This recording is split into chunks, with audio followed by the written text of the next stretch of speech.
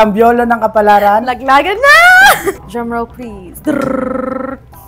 Number 1. Sino para sa'yo ang weakest pair? Ang hirap. Wow. Guys, napag-utusan lang kami guys ha. Parang feeling ko din si Tao at saka si Angel D. Kasi hindi masyado together for me yung duet nila. Maybe kasi kanina medyo malakas yung sound for me. So baka kasi rehearsal. But from rehearsals, yung harmonies nila hindi masyado together. So, Tambyolo ng kapalaran. laglagan na! Go! Okay, let's pick. English pa yun Anong number kaya guys? Number 2. Sino para sa'yo ang strongest pair? Tayo.